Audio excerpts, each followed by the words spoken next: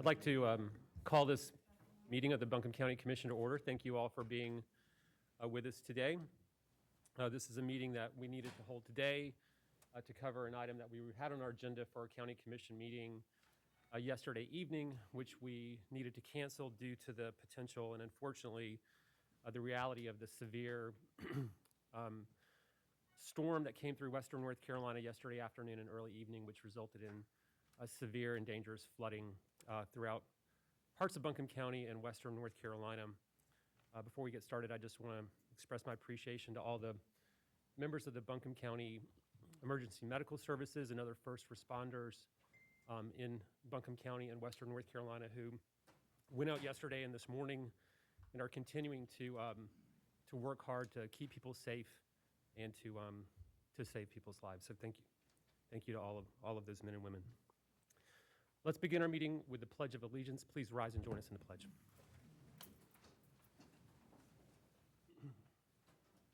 Pledge allegiance to the flag of the United States of America and to the republic for which it stands, one nation, under God, indivisible, with liberty and justice for all.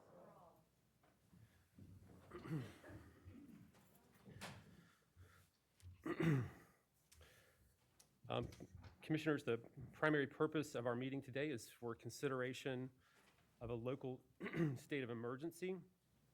Before we get to that, since it is focused on the COVID pandemic response issues in Buncombe County, we'd first like to get an update from our Public Health Director, Stacy Saunders, and members of her team.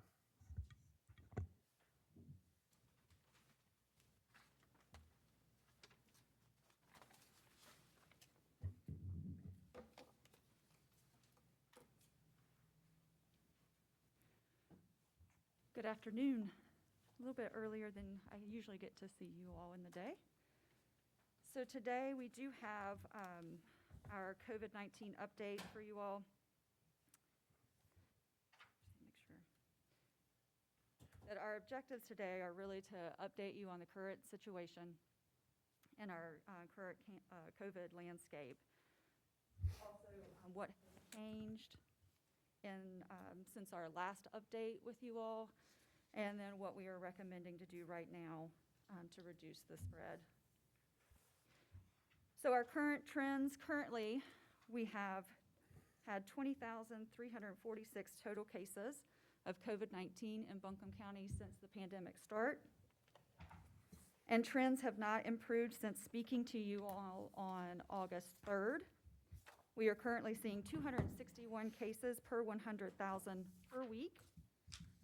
This is a six-fold increase from just 1 month ago. And we are now seeing about 89 new cases per day on average in our public health workflow. And this is up from 51 new cases just 2 weeks ago. Our percent positivity is now 8.5%. 2 weeks ago, this was 7.2%.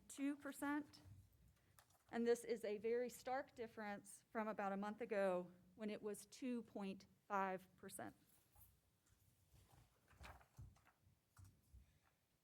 As I mentioned, 2 weeks ago, when I was with you all, this is our epi curve, and the slope of this epi curve is far steeper than our previous curves. And also, as I mentioned previously, this curve is being fueled by a much more contagious Delta variant. The Delta variant is showing its determination, as it has been the predominant strain found in our nation and our state for several weeks now. And this slope shows its greater impact on transmissibility, potentially infecting far many more people than the original strain. The average age of our new cases is currently 38 years old. In the last few weeks, the highest rates of infections have been in those age groups of 18 to 24, 25 to 49-year-olds, and then 50 to 64-year-olds. These age groups, as you're very much aware, make up our workforce, our parents, your children, your neighbors, your family members. Even those of us sitting in this room make up that age group and make up a cross-section of that group. These are the age groups that are driving, the driving force for our economy, and now they are driving our infections. The biggest overall trends still remain that we are trending younger in our infections, and then also that overwhelmingly the vast majority of all newly investigated cases are in those who are not fully vaccinated. In terms of hospitalizations, and this is the regional hospitalization data, so as folks may go to different hospitals within the area, we have seen a steady upward trend in the number of individuals hospitalized with COVID-19, and also the burden of COVID-19 in ICU has fluctuated over the last several weeks, but is hovering around 30% right now.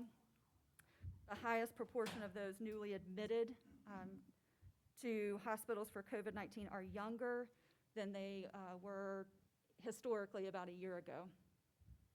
Now, the biggest proportion of those being admitted to our hospitals in the last couple of weeks are in their 50s.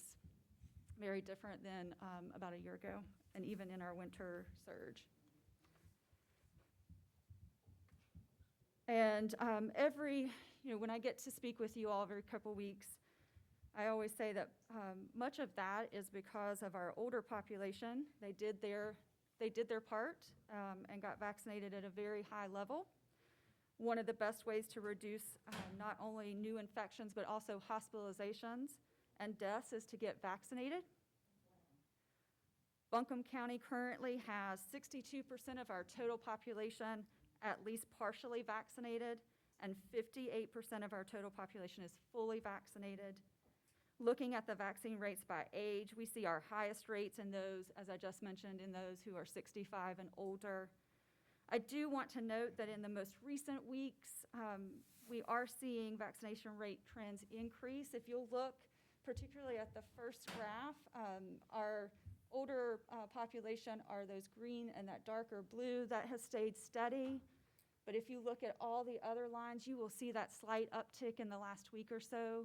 That is so very encouraging around vaccination uptake.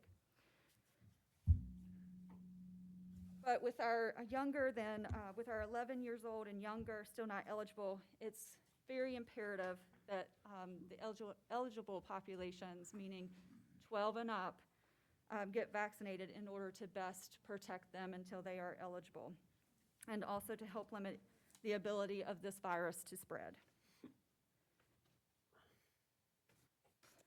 Higher vaccination rates mean less opportunity for the virus to transmit to other hosts, meaning that we are also limiting its ability to create other variants. We continue to be committed to vaccination as our priority public health tool to stomp down COVID-19. Buncombe County HHS has administered over 97,500 total doses of vaccine so far. We continue to offer vaccines at our fixed site at 40 Cox Avenue, where the health department is located in Asheville, and also continue to support vaccine outreach events throughout the area, including our schools, community centers, and different work sites. Additionally, the FEMA vaccine resource that's been in our area has been quite successful and has provided so far over 300 doses of vaccine in its first 3 weeks of implementation.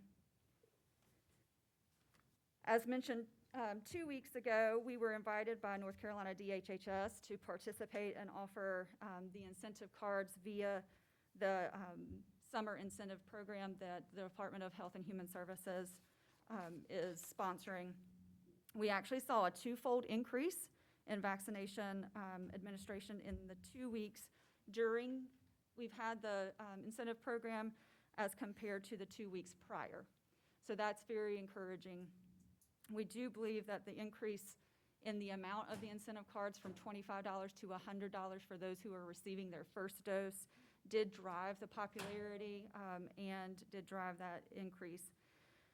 As a reminder for folks who are listening in, those who are 18 and up receiving their first dose of vaccine are eligible for $100.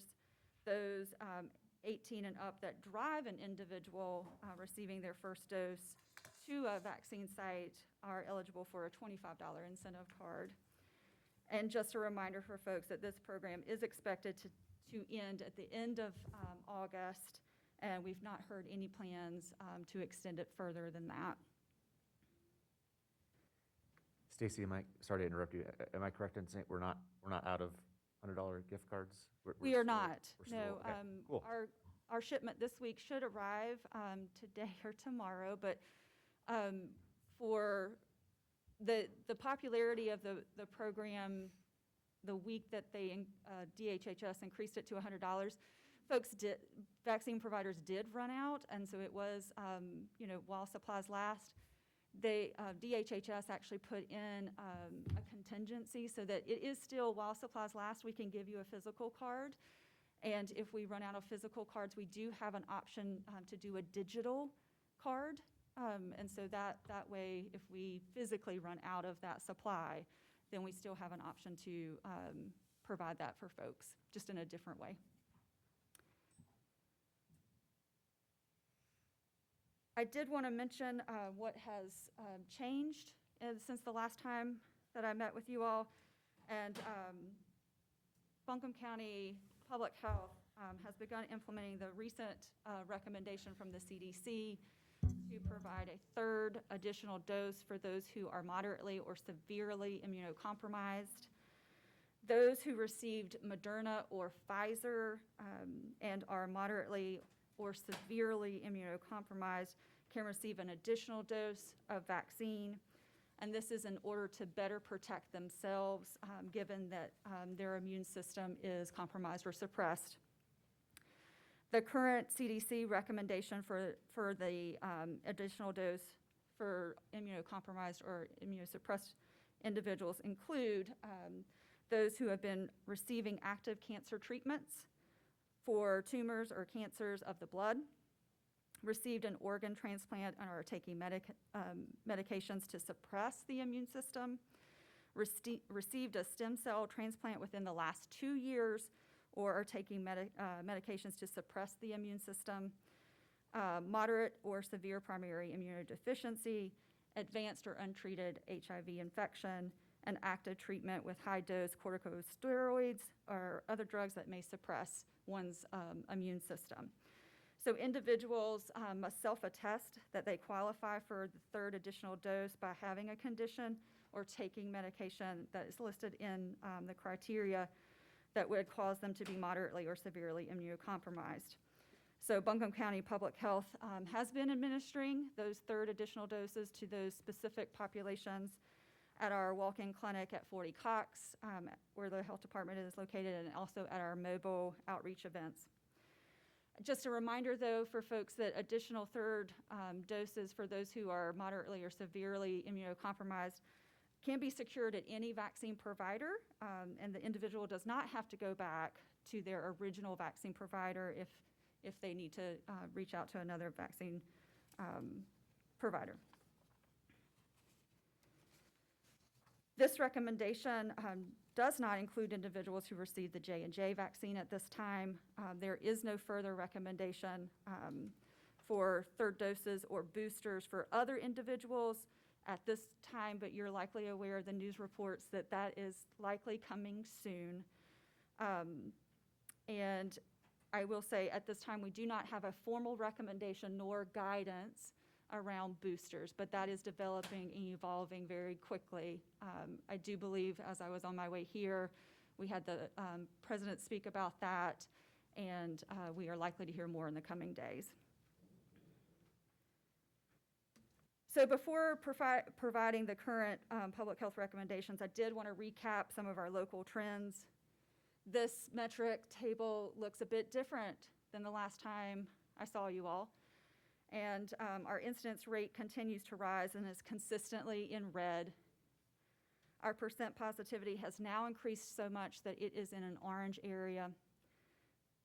Additionally, our COVID deaths per 100,000 per week is now in orange.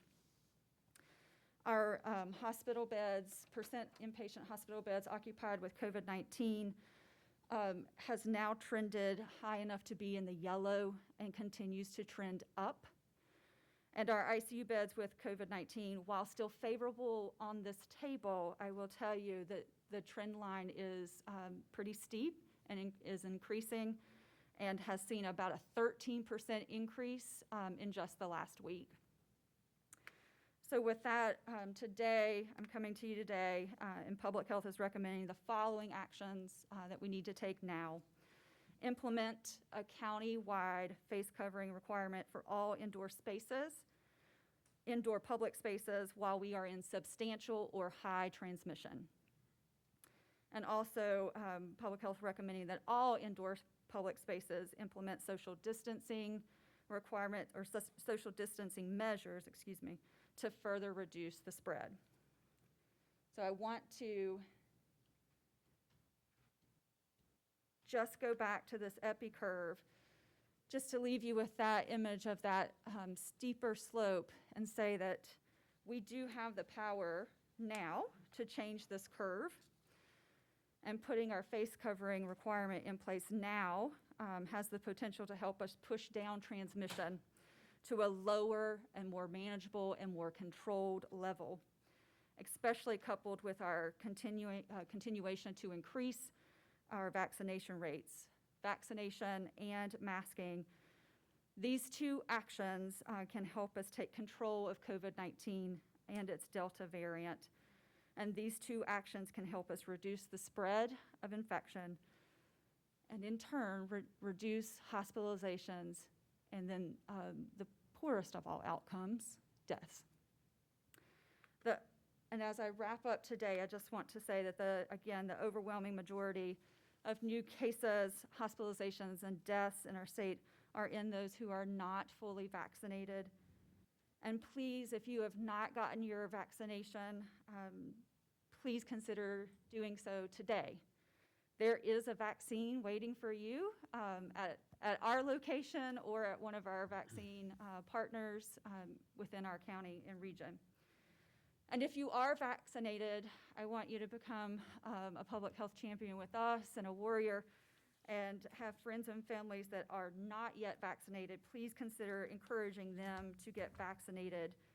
I'm pretty sure I said it the last time I was here, but you are far more influential, and you may be the voice that they listen to. You may be the reason that they stay healthy and out of the hospital. I did want to have just a couple of reminders as I close out. Remember, if you receive a positive COVID test, isolate right away. Don't wait. If you get your positive result, or if you are symptomatic and are getting tested and not gotten your test yet, go isolate. And this means go home and limit your interactions with those, even with those who are in your family. This does not mean go to work. This does not mean go to school or other community events. Please isolate so that you can stop the spread of infection. And if you are having symptoms consistent with COVID-19 or think you might be exposed, please get tested. So now is the time to vax up and mask up. We have let COVID-19 and its Delta variant control too much, and now we have to take control back. We can do that through vaccine and requiring face coverings in all indoor spaces, especially now in this time of high Excuse me, transmission. please refrain from commenting when other people are speaking. We will take public comment in a little while, so everyone will have a chance to speak who's here. But when other people are speaking, I ask that you please be quiet. So please vax up and mask up so that we can all help in decreasing the number of infections. And as I said, that in turn helps us decrease hospitalizations and deaths. So please, we can do this. You can do this. We can do this. And I appreciate your time today. Thank you, Stacy. Commissioners, are there any questions? Just had a couple quick questions. Thank you so much, Stacy, to you and all your colleagues who I know are, have been on the front lines of this for a long time and are redoubling efforts now. One quick point, which is just that it's encouraging to hear that there's been that uptick in vaccinations with the rollout of the incentives, and I'm excited to hear that. That seems like an optimistic note for sure. I did have just two quick questions related to pediatric cases. One is if you could just share the latest sort of projected timeline around when the vaccine might be available for those 12 and under. Sure. So no firm timeline yet, but we do anticipate it fall, maybe if the timeline keeps, then sometime in the fall. If anything gets delayed, then other things we've heard is early winter. So that would be our 11-year-olds and younger. Great. So- Okay, thanks. And then just as we're looking at the epi curve by age, it looks like what we're seeing in that population of young children is numbers that are sort of comparable to what we saw last winter at the peak of things. Are you seeing anything at the level of hospitalizations among children that is raising concerns or that we should be aware of? Not at this time. So the That's good news. hospitalizations for pediatrics is still fairly low. I will remind everyone that hospitalizations are one of those lagging indicators, which means you first see the cases, then folks have to get pretty sick, and then you see them in the hospital, right?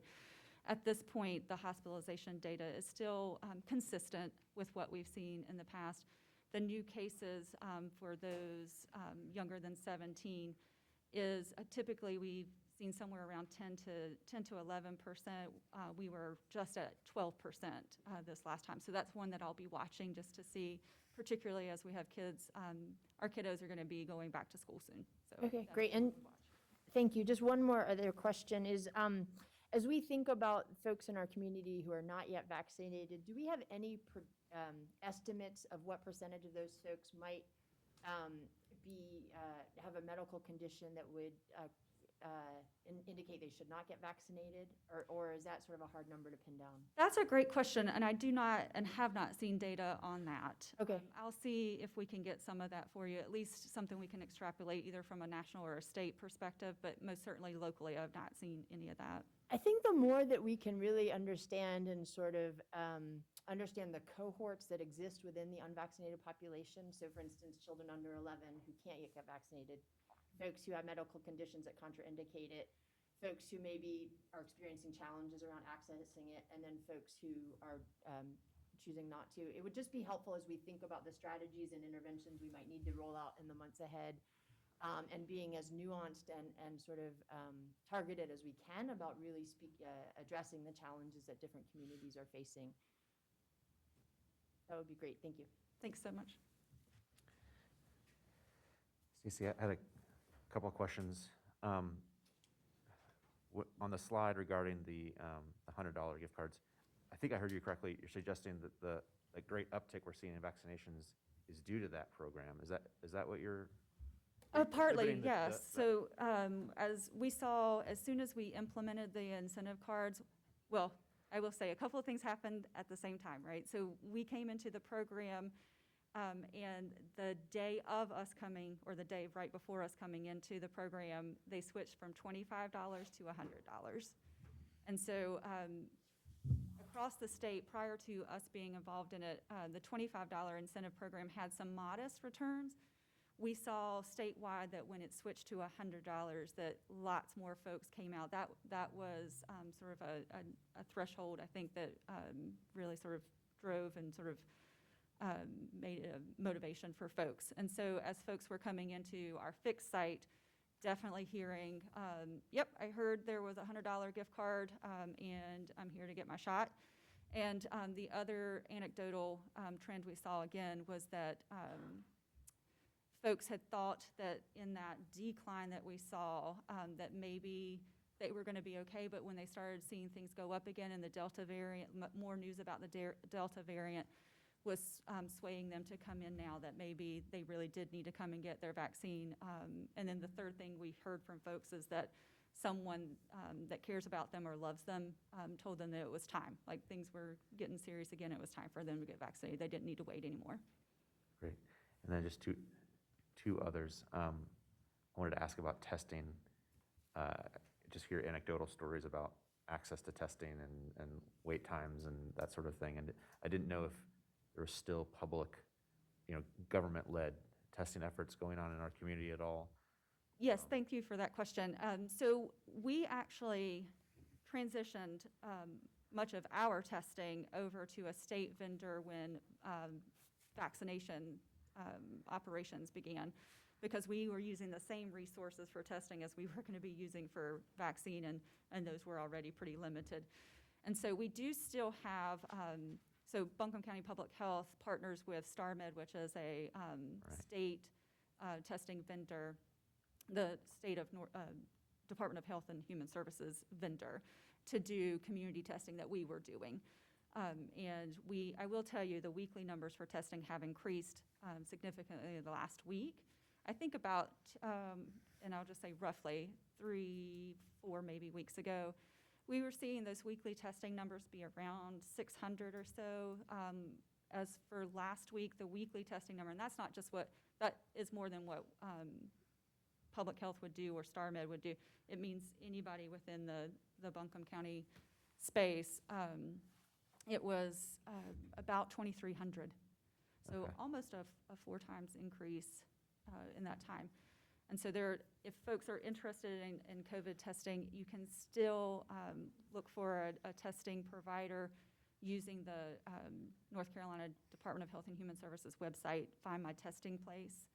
And there I would recommend options 1 and 2. Option 1 is where you can find a community event, sort of like at a church or at what we used to do at AB Tech. And then the second option are more fixed site, continually sort of Monday through Friday types of testing providers. And that's where you'll find your CVS's, your Walgreens, and some of your urgent cares. Okay. And the last question, in the past, you've talked to us about the creative, vaccine outreach efforts you've had at businesses and at schools and that sort of thing. Is that kind of thing still ongoing, and what can you? Yes, I Tell didn't us want to about that. overwhelm you with too much on a slide. Yeah. Yes, that is. And so we still have our outreach out in the community. And I wrote it down because I thought maybe you might ask. And so the outreach for this coming week, we have this week at a recreational site, the Supper Club. We're partnering with those folks again. And then for the rest of the month, we've got 2 work sites, we've got a faith-based, and we've got some other community events popping up. So absolutely, still working with employers, still working with our faith-based community, our community centers, recreation and leisure, trying to really sort of get folks where they are. I will say our FEMA partner, they are back in Haywood County this week. I believe. Yep, they are back in Haywood County this week, and the storms from yesterday have delayed them a little bit today, but hopeful that they'll be able to continue their work later this week. And they even have some outreach planned for Brevard College this week and Haywood Community College, in addition to the fixed site that they do in Haywood County. So we've been alternating back and forth, and that's been quite successful.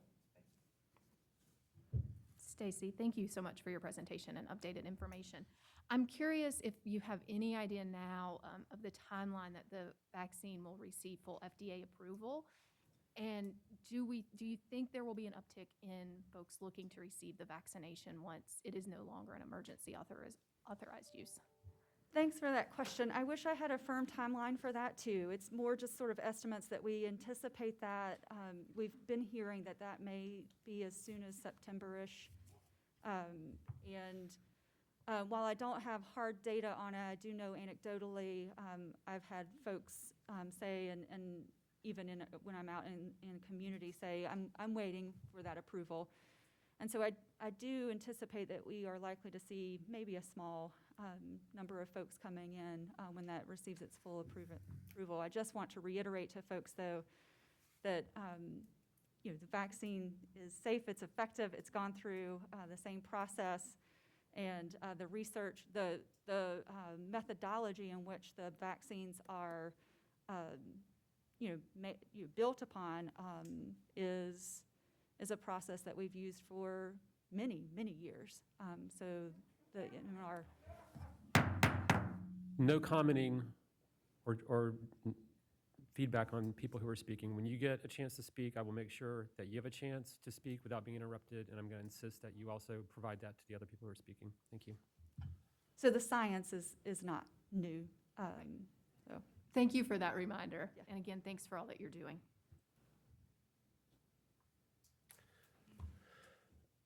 Stacy, I have a question. In a few minutes, we're going to take up consideration of the updated local health emergency policy and the associated indoor mask requirement. So obviously, this is an issue that there's a degree of controversy on in the community. There are people, we've all heard from hundreds of people in the last few days many of whom who support it, but some who do not. And I guess, would it be possible for you as the Buncombe County Public Health Director to just, summarize your perspective about why you believe that is an important and effective public health measure to take? There are, I think, a lot of people in the community who genuinely believe that the science doesn't support that wearing masks has a beneficial impact on this public health challenge that we're facing. So I'd just like to ask you to just kind of comment on that directly. Well, thanks for that, and I will just say, can only speak from the public health perspective, which is Public Health 101 and infection prevention. When and if able, one of our best prevention tools is vaccination. So if you haven't done that, please do that. We have an emerging and a novel virus among us, and that we are learning about it. And as it has continued to change, its strength has changed, its in transmissibility has changed, which then, I think we were all hopeful, vaccine, and that is still so true. But we have allowed the virus to change at this point, which then creates a new vulnerability. And in this time of high and substantial or high transmission, it's really important that it's not an or anymore, it's an and those things are additive. So again, as I said, like vaccine, because we have tackled communicable disease for decades with finding effective vaccine. This is no different. This is the same type of process and ideology that we had many moons ago when we looked for vaccine for measles and found a safe and effective one and began to protect our children and our population in that way. What we are dealing with now is a time of high transmission where we also have a variant that right now is far more contagious, but not more deadly. And so what we have to do now is stomp down these infection rates, because every time someone gets, and I mean that, every time someone gets infected, and think about that on a global level, that is an opportunity for that virus to change itself. I don't want us to be in a place where we have a variant that is more contagious and more deadly. So we have to do things now to make sure that we reduce that risk and reduce that transmission so that we can protect folks. That means that we continue our efforts with vaccination, and during this time of substantial and high transmissibility, that we have to mask up so that we can protect our community. That's what that means, and that these are public health interventions that have been around for a very long time, and before even vaccination was a tool in our tool belt. We were using the wear your face covering, keep apart, distance means something, stopping those respiratory droplets from coming out of your mouth or stopping them from coming out of someone else's. These are things that help us reduce the spread. And as always, please continue to wash your hands. That's one for every day. Make sure you wash your hands, right?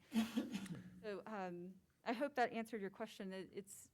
Now is a critical time. I want that epi curve to be pushed down. We've worked really hard, and all of us in this community have worked really hard, and we're faced, COVID has given us many challenges, and this is one of them, but I think this is the community that can rise to that and say, yep, it's an and we need to do that right now so that we can protect our community and get through this. All right, thank you. Commissioners, are there any other questions at this time? Yes. Stacy, you mentioned that 58% of the people's been fully vaccinated now. Yes, sir. August 3rd, we was at 58 is what I have also. Yes. So how many during this August 1st to August 31st has accept, you said we've run out of the cards, but have you got a number of how many people? I can tell you how many we did, because we are the only provider who's got the incentive cards right now. And so between that 2-week period before, we were doing less than 200 a week. This past week, we did well over 400, just in that one short period of time of like the 2 weeks prior versus the week that we implemented. So since August 3rd, I think I'm understanding 600? Since August 3rd, that would be, we did about 300 and some during that 2 weeks. And then this past 2 weeks, it was over 700 with the 2 weeks combined. So about 1,000 over the course of the 4 weeks. Over the 4, yes, that's before the August 1st, so of when the $100 That's right. was given. Yep. Sorry, And- my mind is in 4-week chunks. Sorry. Yes. Okay. And also, I know today's going to be a lot of concern here. And one thing is, I think you answered most of the mass what Chairman Newman was asking. But the thing, the ones that's been vaccinated, and it seems like this year, I know a lot more people that have had the COVID or Delta variant than last year. It was like last year, it was people I didn't really know. But I know a lot of them, and I mean, we're talking 260,000 here, nowhere near them number. I'm talking about 25, 30 that have had the vaccine and have got this Delta virus and have been really sick. So, and I know that there's nothing there, but could you just talk a little bit about that right there? There's people that's had the virus. Sure.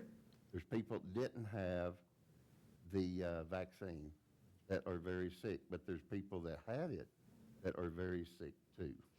Thanks for the question. And I think I mentioned last time when I spoke to you all that, no vaccine is 100%. None of them that we have out in the world are 100%.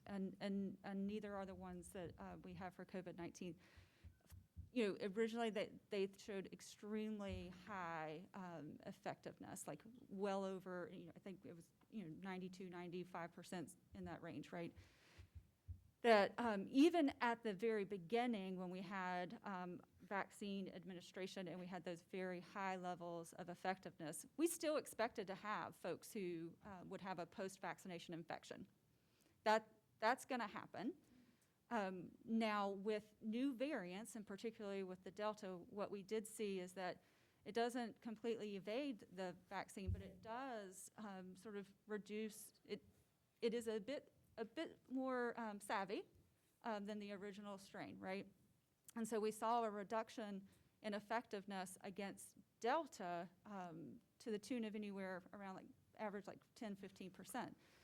So that took us down into sort of the 70s, maybe 80% effective. So still really effective, but that percentage of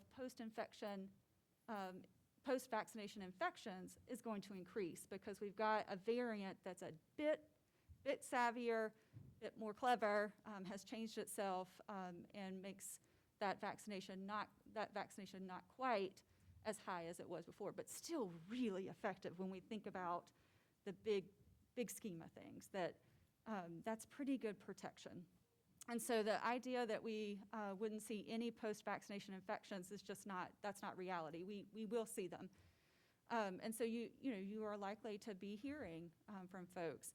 Overall, I will say, I know that as folks are in their communities and in their little networks, that you are likely to hear about it. I just wanted to sort of zoom that out a little bit and say, in the big scheme of things, in the state, in the nation, that what we see is overwhelmingly those with vaccine, that if you are to get infected, typically your symptoms are going to be less. You're less likely to end up in the hospital.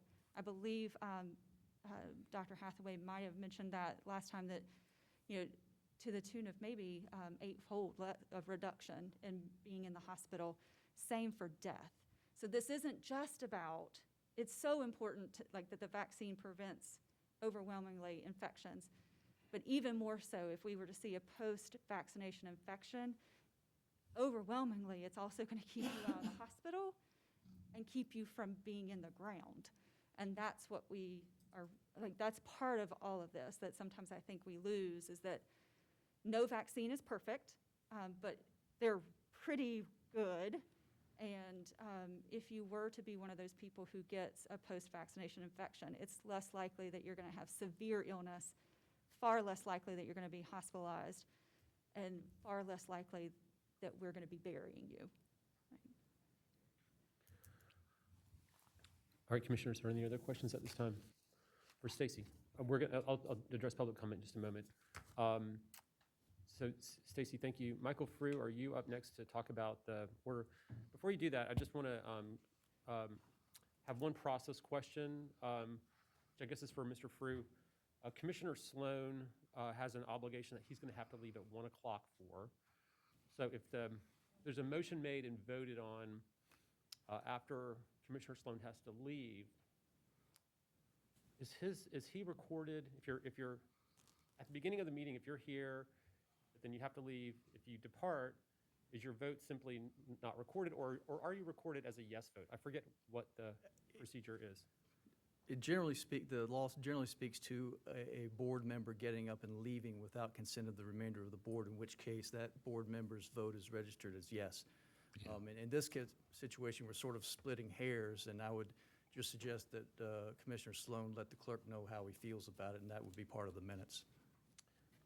Okay, so, but if he does, so he can obviously speak for himself in a moment, kind of say how he feels about it, since he's going to have to depart. But if there is a motion made to approve the proposed local state of emergency and the associated policies, then he would be recorded as an affirmative. I would say so, yes, sir. I mean, just especially wanna- in this case. I mean, this is a meeting of the board. It's a regular meeting. This is not a public hearing. It is open to the public. There's no requirement for public comment, so the board has a lot of discretion as to how it wants to handle the motions and procedures. I just wanted to make sure. That was my understanding, but it just doesn't come up that often, so I just wanted to make sure. Yes, sir. All right, and we will make sure, so let me say a couple things about public comment. We're going to take public comment on this proposal. And I know there's a lot of folks here in the chambers. There's also folks in the overflow space. And I understand that this is an issue that people have very strong feelings about within our community on all sides of the issue. But part of our job is to listen to the community. And so everyone will have a chance to speak today. As I mentioned earlier, I want to make sure when each person speaks, they have a chance to address the commission uninterrupted. So if you hear, and I promise you, you will hear ideas today that you are not going to agree with. Some people might strongly support this, some people might strongly oppose it. But I ask you to not interrupt the people who are speaking, even if you strongly disagree with what they're saying. And I also want to ask that people not clap or cheer or boo or otherwise verbally comment on the people who are speaking. I want everyone to feel like they can come here and address their elected officials and to be respected while they are having the chance to do that. And if you don't do that, you will be asked to leave the meeting. So, Commissioners, one question I did just want to ask the board before we get started on this next piece. Typically, we allow 3 minutes for public comment and up to an hour. There are a lot of folks here today. In some cases, we have reduced the public comment down to 2 minutes to make sure we can kind of hear from everyone. So I don't really have strong feelings about this, but before we move into that, I just wanted to kind of ask the board whether we want to maybe do 2 minutes instead of 3, but then not have a cap on the amount of time that we take so that we can assure everyone who's come out today that we will listen to every person we'll have time to listen to every person who's here, who wants to speak. I would support doing that. I should add, I have to leave at 2:15 in order to pick up one of my children. Okay. All right. Does anyone disagree with that, have strong feelings about not doing that? I think that's a good suggestion, and if we do reach 2:15, I'll probably be back in the meeting, so. Okay, all right. Okay. All right, well, let's plan on that. What do we plan on? So the plan is that we won't limit the amount of time we take public comment, so however long that takes. 3 we'll take minutes. it, But we'll give folks 2 2 minutes minutes. to comment instead of 3. Okay. Are you okay with Yes, that? and I guess I need to speak that myself and Al have a very important board meeting at 2 o'clock also. Oh, that's I right, want to yes. be present, that I can be in on the voting, you know, and hear public comment too. So when are we going to do That's at 2 o'clock? 2 Yes, o'clock? MSD, Okay. yeah. And Parker, but you have to depart at 1 o'clock. Yeah. Okay. Well, okay. And Commissioner, we also have a media Q&A, and staff is going to be leaving. My public health staff will be leaving for that at 2 o'clock as well. Well, okay, then do the commissioners want to make sure that we carry out this vote before 2 o'clock? Right. So around 1:45, we may have to stop public comment to make sure that we can vote while we have a quorum and all the commissioners here who can be here.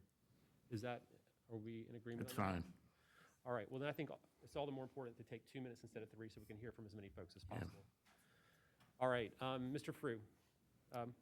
Yes, sir, Mr. Chairman, Commissioners, for your consideration is a proposal at the direction of public health officials, CDC, North Carolina Department of Public Health, and our local public health officials, that this board consider a declaration of local state of emergency in Buncombe County alignment with governor's executive orders and requirements for face coverings in public spaces.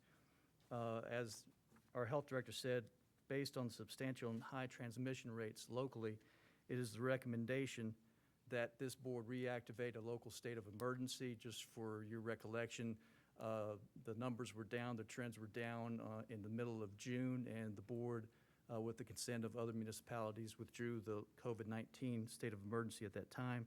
This resolution, if adopted, or declaration, would reinstate that order, and this order would reinstate or align Buncombe County, and as well as the city of Asheville, town of Montreat, town of Woodfin, and the town of Weaverville with the governor's executive orders, except for that portion of the executive order that speaks just the governor's staff. And that was strictly that, and that's not going to be handled with this. There's no requirements in this order for mandatory vaccinations. Pursuant to the executive order, there's specific authority locally to require restrictions that are at a greater level than the executive order.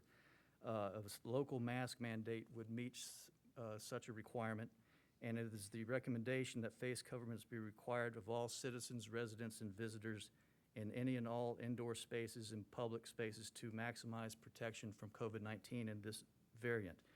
What an indoor space means is exactly what it sounds like. That'd be business establishments, offices, and workplaces, including public transportation facilities and vehicles. It would include restaurants and bars, except for an individual or guest would be actively eating or drinking. This order does not apply in situations where individuals are alone in an office or other similar work environment, in the home, or in outdoor settings where social distancing can be achieved. It applies to children 5 years of age and older per CDC guidance.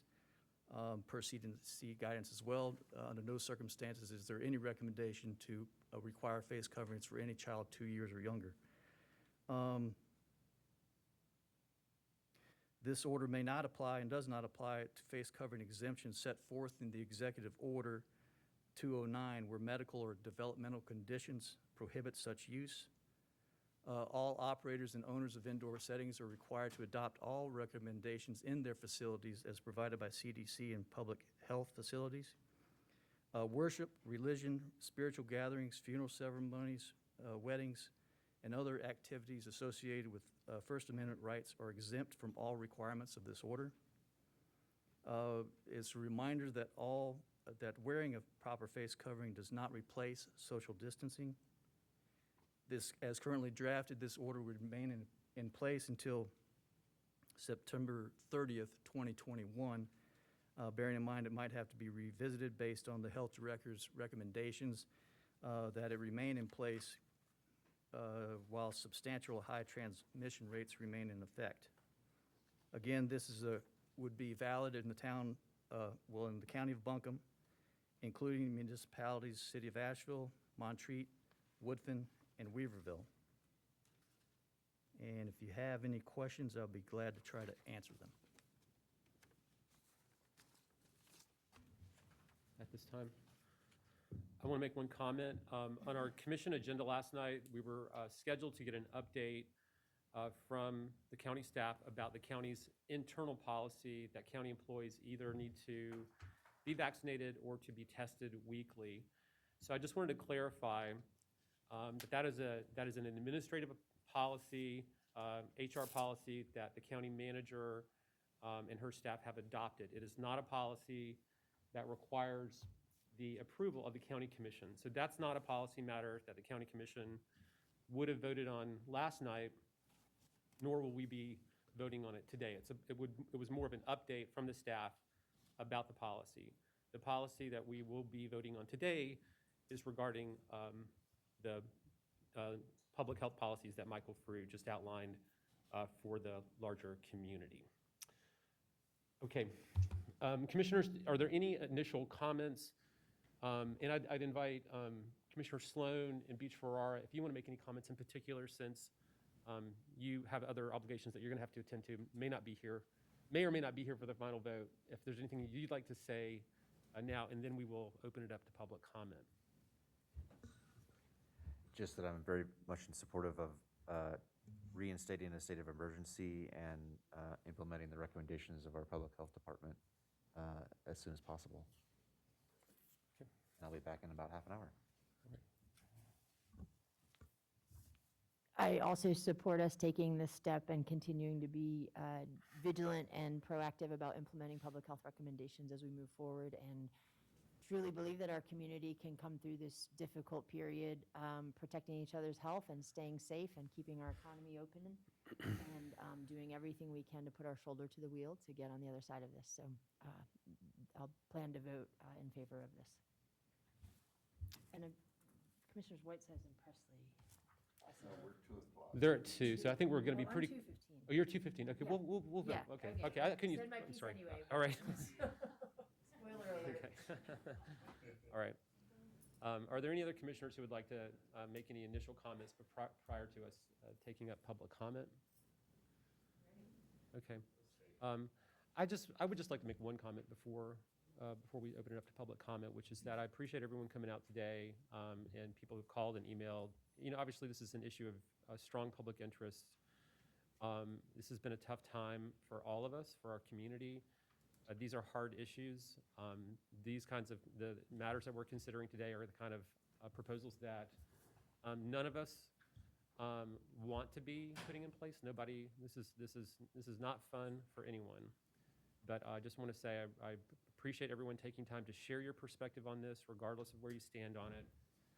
And I would also just say for myself that this is not an issue that I take lightly. I do not think that local government consideration of these kinds of requirements is something that is not a big deal. I think it is a big deal. I think it affects people's lives in ways large and small. And they are the kind of policies that under normal circumstances, I certainly don't think would be the kinds of policies that would be appropriate for local government or any level of government to undertake. But we are in a very unique public health crisis. And for those reasons, I think these are the kinds of ideas that we do have to consider, because protecting public health is a big part of our job. But it's the kind of thing that I hope if we do adopt it, I do not see it as a long-term policy. It's something that I think we may need to do now, but I would hope that we would not have to have a requirement as such in the near future. And I think, as was talked about, the efforts around vaccination and other public health policies are really the primary strategies that can help us get to a better place. But it's a policy that I think does need to be considered at this time. So thank you for being here. We have a sign-in sheet. I'm going to I have just like to make a comment. Sure. That this is a very tough deal we're doing today. And what I'm so proud of is so many people have stepped up on both sides that this shows, I mean, the emails we've got have been unreal. And it ain't been one-sided this time. So there's a lot of concern here from both sides, and we have to make decisions on that. Some people's going to be happy, some's going to be upset. There has never been a decision made here that everyone was happy when it's been like this. But what I'm proud of is we're getting the emails today, yesterday, and Sunday that was in their own words and not paste and copy stuff that I do not enjoy listening to. So what I'm asking is, we're, as commissioners, are here to listen. We cannot voice our opinion back on anyone's comment. And what I'm asking is everyone just do it professional, because your voice is going to count, and we are going to listen today. Thank you. All right. Again, we're going to have each folks are going to have 2 minutes to speak. You're going to get an orange light when you've got 30 seconds left, and you'll get a red light when your time's up. When your time is up, I ask that you do discontinue public comment at that time, so we want to make sure we give everyone the same amount of time to speak. The first speaker, I'm going to mention several people in a row so you can kind of be aware of who's coming up next. The first speaker will be Thomas Kirchgasser. I'm sorry if I'm mispronouncing your name. Followed by Jamie Nix and Kay Olson. And some of them might be in the other room or, okay. Great, Thomas, are you, come on up. And so folks will speak at the podium. Sure. And I know I've said your name, but if you don't mind just repeating your name, make sure we get it in the Sure, minutes. it's Tom Kirkgasser. Thanks for the opportunity to comment. I just, I think, your point about listening, I think is important, but it's also interesting that some folks have already committed to a position heading into this, and I think that's a bit confusing, if you will. I think the imposition of emergency is, I think, a very high bar. And from my perspective, I think that, previously we masked up because we're waiting for a vaccine. You say get vaccinated, people got vaccinated. Now I think the scientific question is, should vaccinated people have to mask? And I don't think that's been addressed in the comments here today. So I just wanted to touch on that. I think that if you decide to put an emergency declaration into place, I think using some kind of a metric that makes clear that it ends at some point would be, I think, transparent, clear, and I think reassuring to people if you decide to go in that direction. And then last but not least, I think it's important for the commissioners to set a good example. And I did want to note that one of the commissioners today is wearing a mask that's not in compliance with CDC guidelines. And I think that is just, it sends the wrong message. It feels as if it's kind of pronouncements made, guidelines not being followed. Thank you very much. Thank you. Thank you, Tom. Next up is Jamie Nix. Hi, I prepared something. The people of this county have heard the same news reports you have access to the same information, and it is clear by taking a look around this county that when given a choice, the vast majority of people don't fear the air they breathe and don't feel the need to don a mask to survive. Despite any mandate imposed on the public by the 7 individuals that sit in front of this room, people's judgment and personal positions won't change. You'll just be masking their personal stance on the matter. August 13th, the Department of Homeland Security released a terrorism bulletin implying that those who question, resist, or disobey government COVID-19 restrictions or question vaccine effectiveness could be or already being treated as domestic terrorist threat. This is no doubt an attempt to intimidate and silence community members who question the policies of federal agencies and local government. If questions are discouraged, it's not science, it's propaganda. Today in Australia, generally thought of as a democratic society, citizens are in their 8th week of progressively stricter and less humane lockdowns, prisoners in their own homes and desperate for someone to stop this. The military and police are essentially enforcing martial law with no end in sight. So what's next for us? Every mandate imposed appears to have failed to deliver on its promise and been followed by more oppressive measures. We continue to be told that the situation is worse and that more control is needed. How many booster shots will county employees be required to submit to next month or the month after to retain our livelihood and provide for our families? What assurance do we have at this point that our jobs will not be held as ransom for any number of requirements which violate our physical and spiritual boundaries, as you have already demonstrated? If you continue to follow official recommendations, we already know what is to come because it's the same playbook being used all over the world. We might as well walk off the job now and save ourselves further exposure to experimental medical treatments. If you pass this ordinance, we'll be holding you accountable by insisting that you produce the data that substantiates further oppression of an entire population and demonstrates your confidence that these mask mandates will have any positive impact whatsoever. Does the CARES Act funding tie your hands or influence the autonomy of these types of decisions? If you want to save lives, put more emphasis on prevention and wellness protocols to keep people from getting sick or Your going time to is the up. hospital. Thank you. Please, A free society you works have from to the stop bottom speaking up, now, not the top or you're, down. please Have the courage to please stop leave these now. authoritarian mandates Officer, now. please escort her out of the room. We're gonna give everyone the same amount of time. I'll let you finish your sentence, but if your speech is longer than you can get in,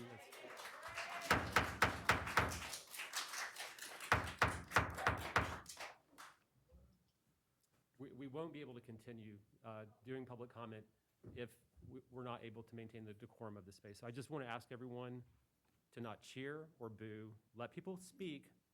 We want people to be able to talk to the commission and tell us what you think.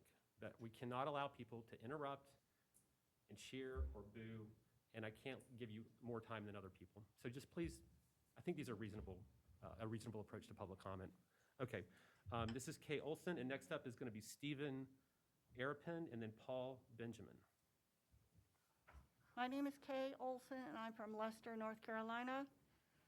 Just for the record, the 16,000 number that this lady has brought forward is based on a PCR test, and the PCR test has been deemed no good anymore and is being taken off the market. So for 16,000, I'm not sure it qualifies as a good number. Now comes the people on Buncombe County, and do hereby state for the record, all government in the Union of the States is by, of, and for the people. The people represented herein are not enemies of the United States. They declare themselves to be beneficiaries of the resultant trust created by the 1776 North Carolina Constitution. They accept the oath of office made pursuant to the aforementioned Constitution or any that followed as evidence of oath takers' fiduciary relationship to the people as beneficiaries. The people represented herein give notice that they claim their estates are not lost at sea or decreased or assumed by the STKV Trust Act of 1666, also passed in Congress in 1933. The government exists and operates at the pleasure of the people. With that said, the people represented herein, a list of which will be provided upon request, openly inform the county commissioners of Buncombe County they do not consent to any form of mask mandate. As several states have already ruled in their Supreme Court, mask mandates are unconstitutional. Further, as fiduciaries of the people, beneficiaries of the Constitutional Trust indenture, those fiduciaries cannot cause harm to the people. A new study has been shown that the impacts on children has caused great damage and a significant buildup of carbon dioxide to these children. Governments may inform, suggest, educate, and play other rules in their duties to the benefit Okay, of the your people. time's up. Thank you. I am serving you with this information.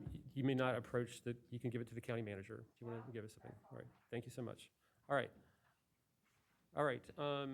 Stephen Arapin is next, followed by Paul Benjamin and then Jan Black.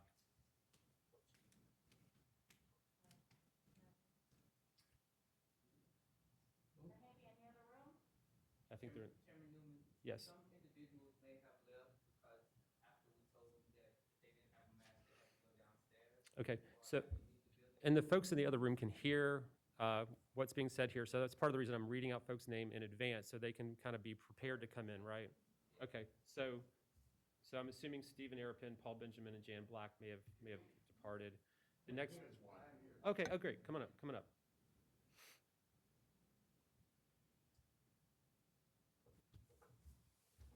Commissioner, my name is Jan Black. I'm a resident of Buncombe County for the past 24 years. Unlike some who you will hear today, I am pro-vax.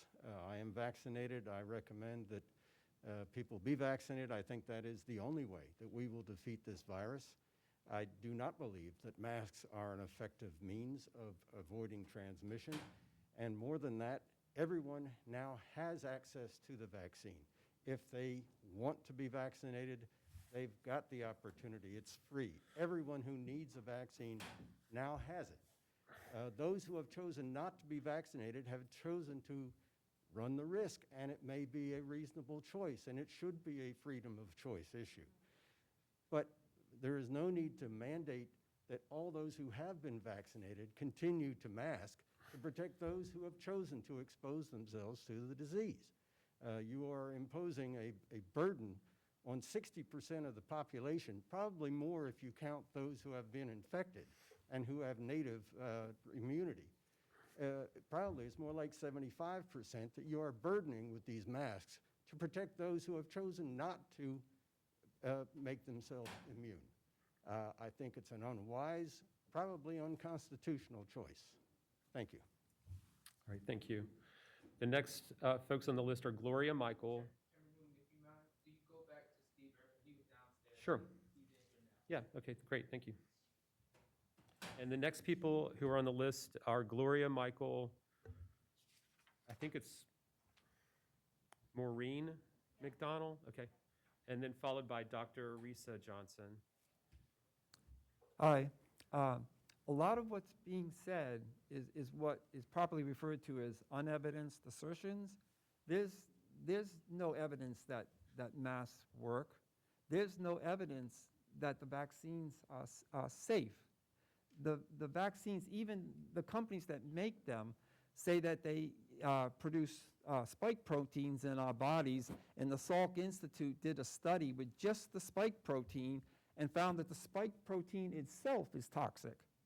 And if you look at the VAERS, the Vaccine Adverse Event Reporting System, the government's own system, it shows that I think it's now at 11,000 people have recorded to have died after getting the vaccine, and thousands of injuries. To say that they're safe and effective, it's just like a denial of reality.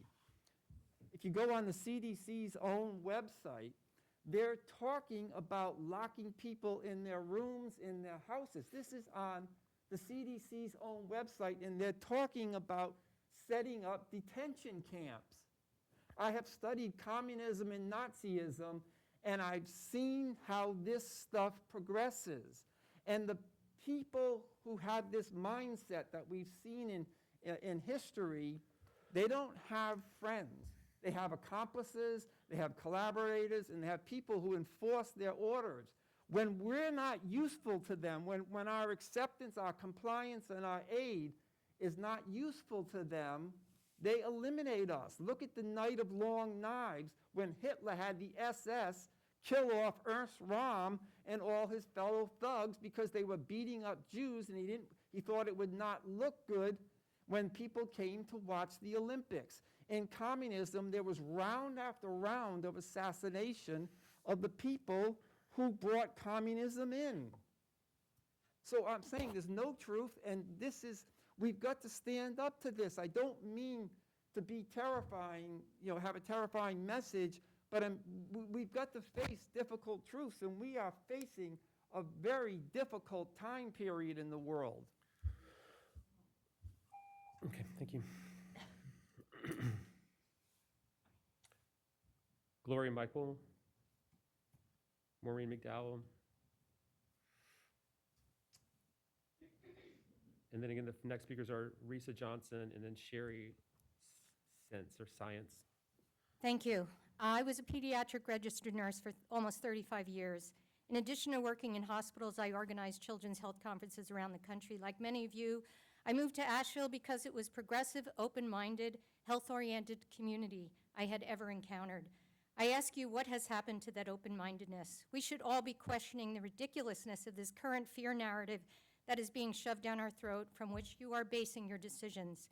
The idea that the only answers are to require us to wear masks social distance, and take an experimental toxic injection for a virus that has a 99.97 recovery rate, and based on a test that the CDC says now is inaccurate, is ludicrous. We have effective treatments for both prevention and early intervention, so the virus does not progress. Why is Ms. Stacy over there and all public health agencies not shouting this from the rooftops? I'll tell you why, because if the word gets out that we have effective treatments, then these fear-based strategies of masking, staying away from each other, and forcing people to take an experimental shot are not valid, because the Emergency Use Authorization Act would be null and void. And that, my friends, would be when the house of cards fall. Yes, if you are sick, stay home, but asymptomatic people and children are not a threat. So I strongly recommend you seek both sides of this discussion. And masks do not help. They reduce the intake of oxygen, which reduces our immunity. They increase our carbon dioxide level. They cover the dirtiest part of your body when germs are trapped. There is no scientific evidence that supports healthy people should wear these masks. A large group of frontline doctors are suing the government right at this moment to prove there's an emergency, and they can't prove it. Regarding this vaccine, please check the manufacturers. They say it does not prevent transmission, and our own CDC is saying we have over 12,000 deaths happening within a short time of receiving this vaccine. 3,000 of our teenagers now have myocarditis, an inflammation of the heart. Thank you. I ask you to find that open-mindedness that we all came here for. Your time is up. Thank you. All right. And again, could each speaker please just repeat your name just to make sure we're clear on which folks are speaking. Thank you. My name's Risa Johnson. I'm a chiropractor and I have a diplomate in clinical nutrition. I came here actually just to kind of speak about what I've been seeing in my office, and but I just want to make a statement as a public individual, not as a physician to start. Stacy said no vaccine is 100%, but we are being coerced and we're losing our medical choice and freedom. I think, you know, Stacy's presentation had a lot of generalities. I also feel it might be great to have an epidemiologist or a virologist to kind of clarify some of the things, since there's two sides to this story and the interpretation. The incidence is rising, but until we do get to herd immunity, and the population has been out, as you said, since June, we've been free. We've not been masked, we've been out in public. So, you know, the virus is spreading, but the lethalness of the virus has not increased. Also, viruses mutate. That's what happens every year. I mean, this was supposed to be a 2-week, you know, flatten the curve, and right now we're going on to 2 years. My concern is when patients come into the office, and I am a chiropractor, I'm not a medical doctor. I have people coming into the office wanting notes from a medical professional. They say that apparently it doesn't have to be through the medical profession, but they want to protect their children so they don't have to wear masks. Children are becoming claustrophobic. They are having trouble breathing. I said to one little fella, I said, "What do you think about this?" And he said, "Oh, I love it, because then I don't have to speak to anybody I don't want to speak to." I think that this has gone on for quite a substantial amount of time, and I think it's really dangerous to our youth. Thank you. Sorry, your time's up. Next, Sherry Science. Sorry for mispronouncing your name. Yes. And then the next speakers can be Amy Gordon, TJ Martin, and Holly Biddinger. This is Sherry. Okay, I'm sorry. Okay.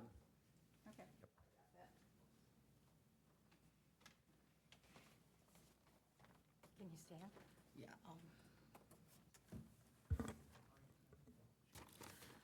My name is Sherry Science, and up until June, I served as the Communications Director for a national public health policy nonprofit, and I've been researching COVID daily since February of 2020.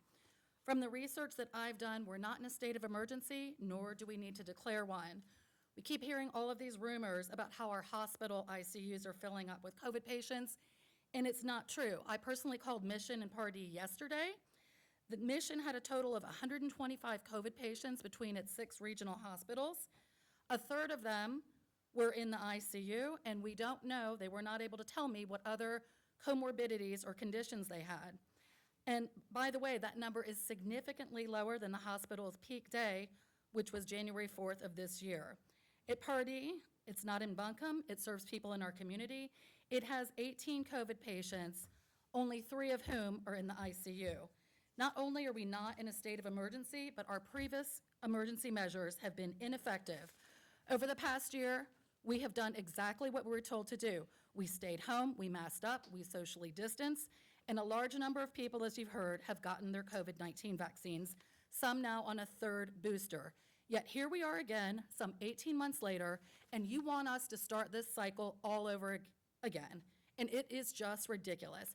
If you declare a state of emergency and impose these mask mandates, nothing good is what's going to happen. Businesses will once again have to become the mask police. The health department will start policing the businesses. Citizens will be on even higher alert about their health and their safety. And you will create an even bigger environment of fear and hostility in which citizens of Bumpkin are afraid for their very lives, and they think that our masking is what's going to keep them alive. This is despite the CDC's own statistics showing that COVID-19 has more than a 99% survivability rate for most people. So in Buncombe, I looked up the numbers. We're done? Your time's up. Okay. Thank you. I'll send you my comments via email then. Thank you. All right, Amy Gordon.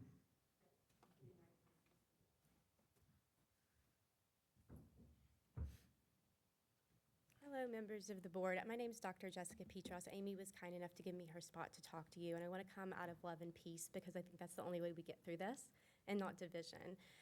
What I want to talk to you guys about today is how I was a hospitalist for 7 years until finally the system had cracks in it for me. I went down to the cafeteria and saw how they were feeding processed oil and sugar to patients, cancer patients.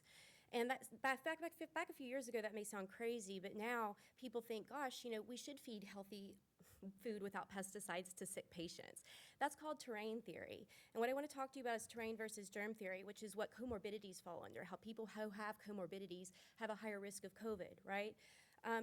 We have a human microbiome, which billions of bacteria live in. That's our immune system. 80% of our serotonin is made there, which converts over to melatonin. We have a human virome with trillions of viruses. 9% of those viruses make up our DNA, make us who we are in a good way. What singles out a certain germ to make it attack the body? How do we single out and kill a certain germ if they are making us who we are? And that's what I want to put your guys' perspective on to change here as well. And the main points as well with Stacy's data, the chances of getting COVID in Buncombe County are 0.0021 per weekly and 0.00037 per day. When is enough, guys? This is something, how are we intervening in nature by giving 69 vaccines recommended by the CDC before the age of 18? I probably got 14, by the way. What goes into our body matters. It matters how our immune system fights. What do we have clean water? Where are the door-to-door organic food campaigns?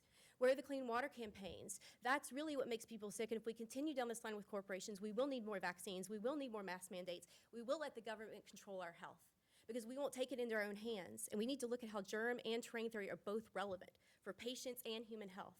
And that's the truth. I'm a medical doctor, and I've seen this in my own practice. I've successfully treated patients with COVID with ivermectin and hydroxychloroquine. You're seeing one side of the story. I beg you to please research and look between the lines. Thank you for listening. I appreciate it. Chairman Newman. Yes, sir. If I may, Paul Benjamin and Gloria Michael were downstairs. They got skipped on their way walking up, but they're right outside here and ready to comment. Okay. Paul Benjamin, and who was the other one? Gloria Michael. Okay, great. We'd be happy to hear from them.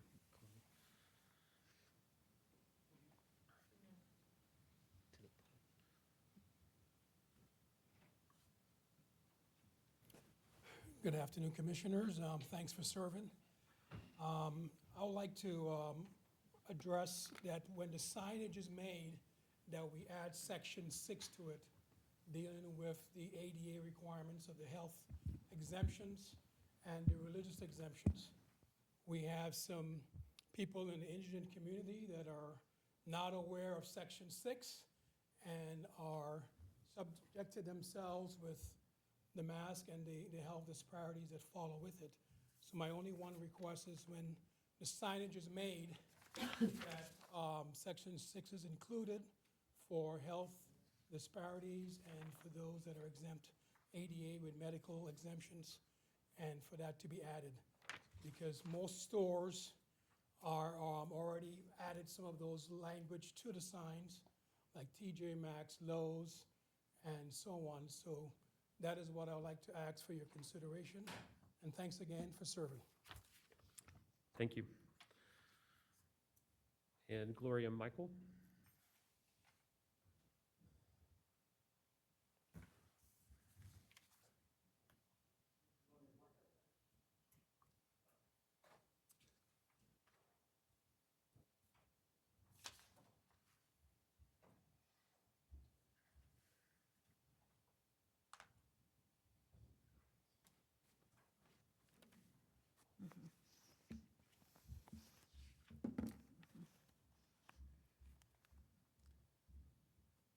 Hey, thank you for letting me comment. I just want to encourage you to please search your heart and know your soul when voting on certain issues. I have a verse I would like to share with you all, and it is, "And my people who are called by my name humble themselves and pray and seek my face and turn from their wicked ways, then I will hear from heaven, will forgive their sin, and will heal their land." I found this in 2 Chronicles 2:7-14 of the New American Standard Bible. And we the people are, as of now, putting you on notice to do the right thing, no matter what. In the end, we answer to Almighty God, and He has the last word. Hope you all have a great day, and thank you for being here, and that's all I have to say. Okay, thank you. Okay, I think TJ Martin, Holly Bittinger, and Sherry Warner are the next folks. Greetings, everyone. I want to make sure everybody can hear me loud and clear. I'm furious. I cannot believe you're putting us again through this absolute sideshow. First and foremost, I'm a property owner, 20 years, paid hundreds of thousands of dollars in tax money to support this group in this county. I have raised 3 kids. I probably had 50 colds, 20 flus, and more healthy from it. I'm a convalescent donor. COVID is just a great ruse to take over people's freedoms. And I can't really understand, after supporting local businesses, wanting to stand for local businesses. Last year, over 120 businesses were shut down by this ruse. So that's 120 pioneers that saved and scrimped and worked to come up with that money, and you put them out of business, plus an average of 10 people that you sit home and now are out of work. I mean, this is what we're paying for? So this invented PCR test that Kelly Mullins called Fauci the fraud out by name over? Remember that, folks. He called him out by name. Kerry Mullins. Look it up.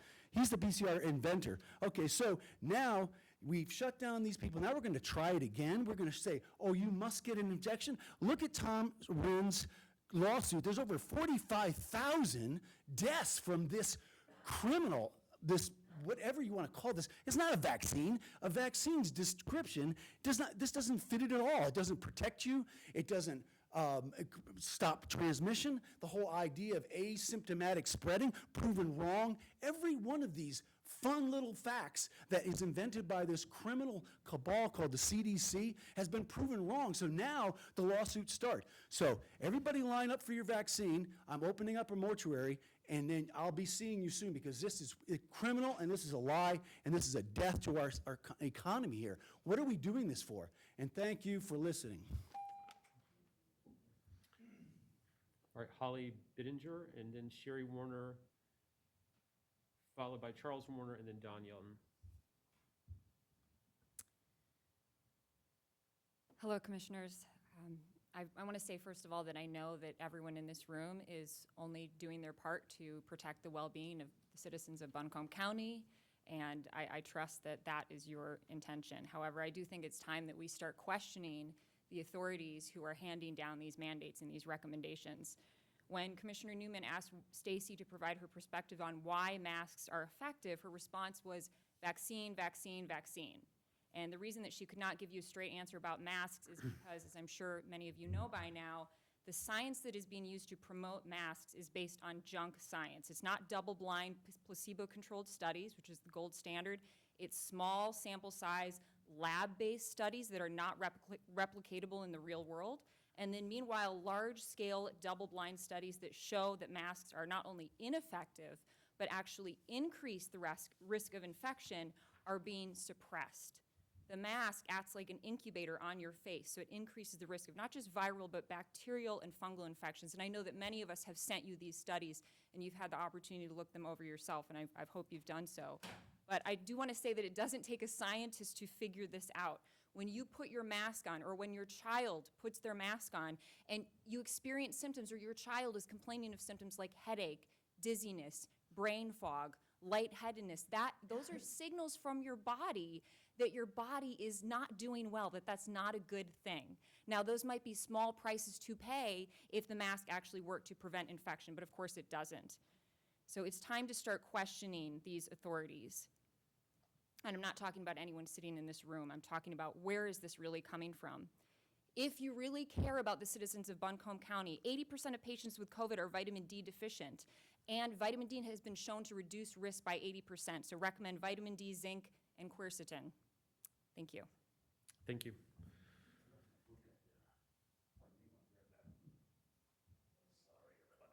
No problem. All right, Sherry Warner, Charles Warner, Don Yelton.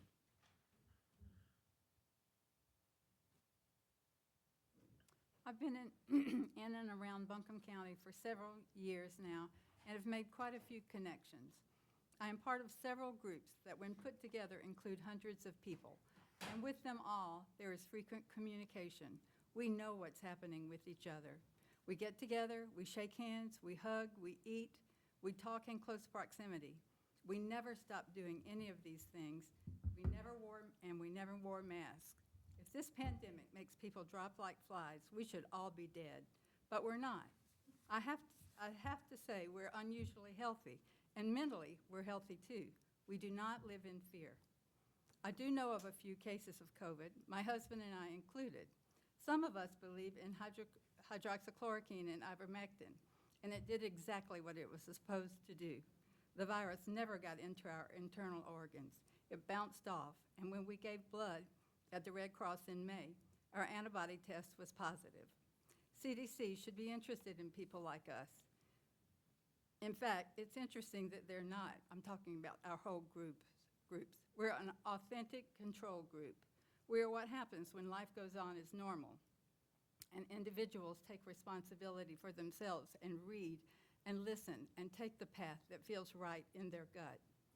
While the world goes through all these contortions, we and many others in this county and beyond do not live in fear, because the last 18 months has given us no reason to. And our children do not have the shadow of fear that comes with covered faces and distance interactions. For our kids, or us, to normalize this kind of living is a symptom that our environment has gotten far out of kilter with nature. Hearing all the data from the county expert here today makes me wonder if by not wearing masks and doing all the things to prevent COVID, are we not getting sick because we are not doing those things?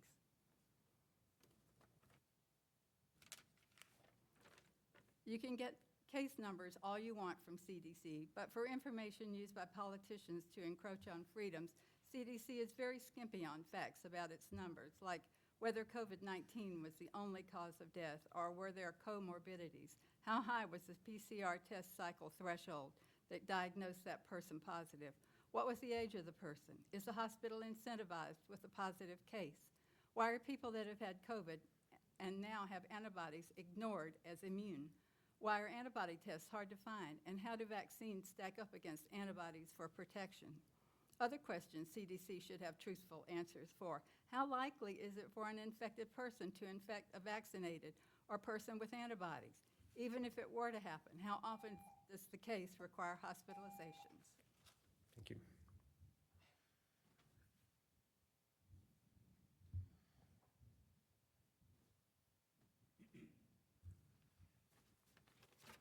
I am Charles Warner.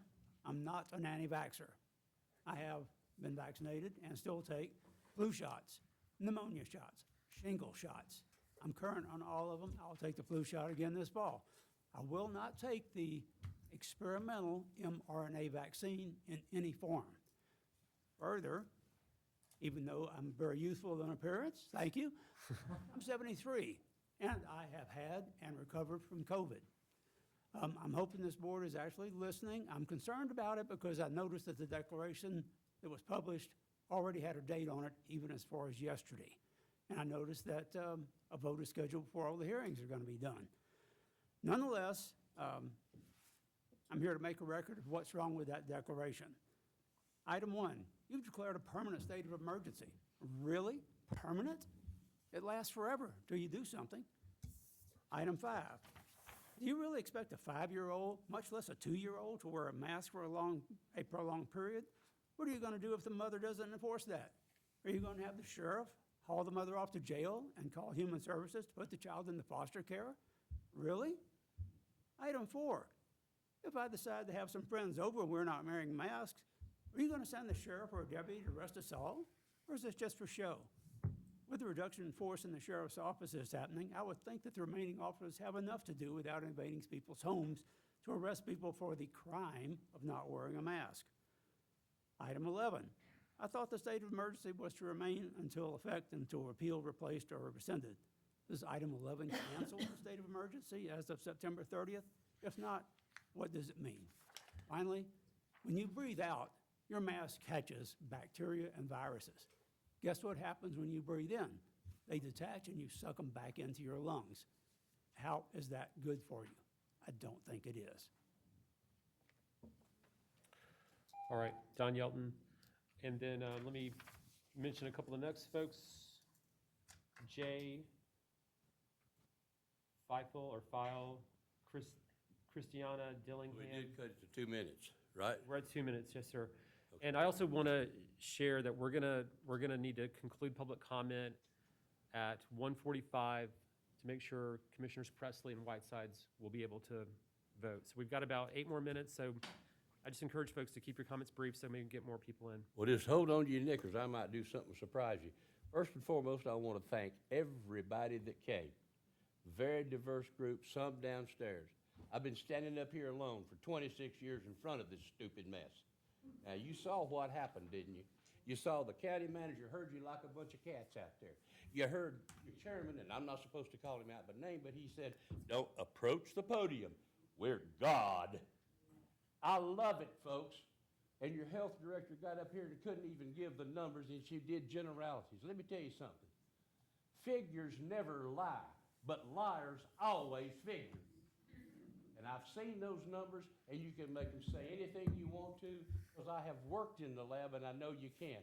Ma'am, I want your card, and the lady in the red, I want your card. Please contact me. I am not hard to get in touch of. I'm Don Yelton, and I'm going to shut up and give somebody some extra time, because they all know how I feel. But one thing, the ex-VP of Pfizer, at 59 said, I'm healthy and I won't take the shot. Now, later on he did, but boy, the pro-vaxxers really said, oh yeah, he took it. But the facts are, at 59, he said, I'm healthy, I don't have to take it. The facts are, I have a kidney transplant, I take 8 anti-rejection drugs a day. I did take the shot, and 31 days later, I came down with COVID. So there you are. Oh, you take a shot, you don't ever have to wear a mask. Take the shot, you don't have to wear a mask. And then we expect you to believe them to death. Thank you all for being here. All right. Jay Feifel and Christiana Dillingham.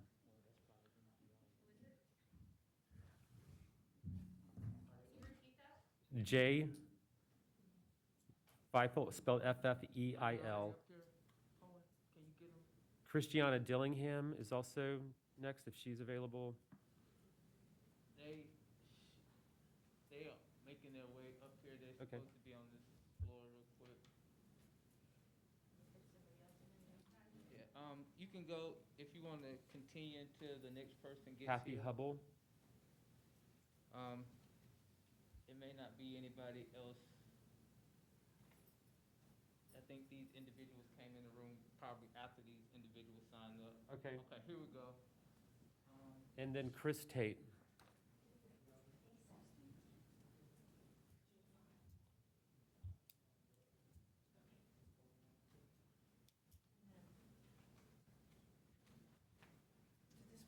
Yes.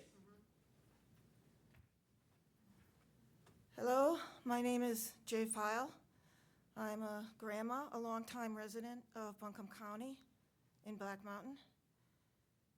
And I'm actually appalled at the lack of research that is being done into all the censored information that's out there.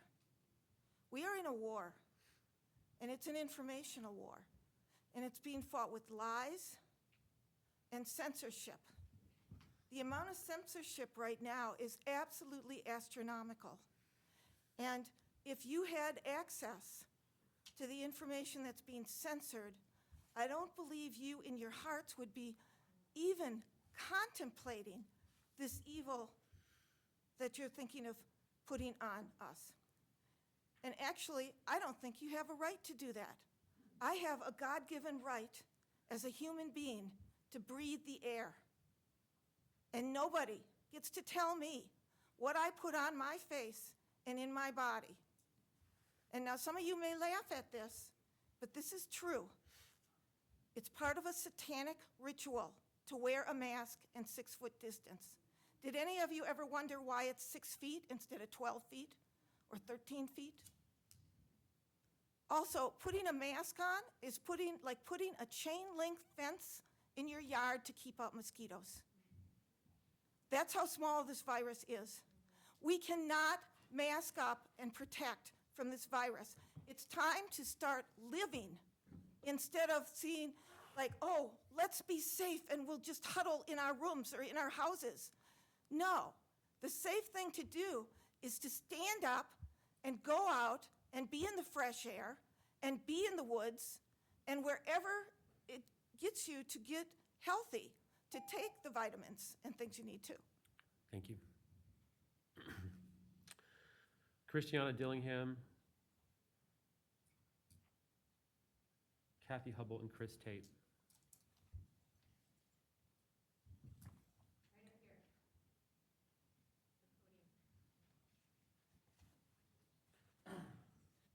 Hi, my name is Christiana Dillingham.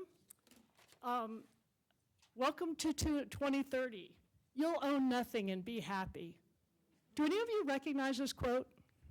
Is it ringing a bell? I bet there are some out there who do. Guess what? This quote is from a World Economic Forum commercial that was taken down when they realized how unsavory that idea was to a lot of people. Have you read about the Great Reset? Do you know the term, the Fourth Industrial Revolution? Is that ringing a bell? It should. I would suggest that you get informed because what you are doing is leading Asheville straight into the scenario that the World Economic Forum and people like Klaus Schwab have planned. Small businesses are the backbone of this country and of the middle class. Mask mandates and social distancing kill small businesses. I mean, it's just a fact. I looked up this morning, North Carolina has lost 37.2% of small businesses in 2020. 37%. You guys keep this up, I wonder how many more we'll lose this year, this winter. With no middle class, all small businesses, this kind of collapse, your children, my children, face a very different future than what you are experiencing now. Do you realize that there are plans for a universal basic income for everyone? That's what that commercial was about. Your actions, whether you know it or not, are part of a strategy to take us to a new world. You can do your own research in a few hours and see that I'm correct. Or you can mock us, who are trying to warn you now. Well, better yet, so if you do mock us, I would like you to imagine looking into your children's face in a few years and explaining how you didn't know about what I'm telling you right now. And see how pleasant that will be. Thank you. Kathy Hubble and Chris Tate, and I believe that's going to be all that we're going to have time for before the commission needs to take up consideration of this proposal.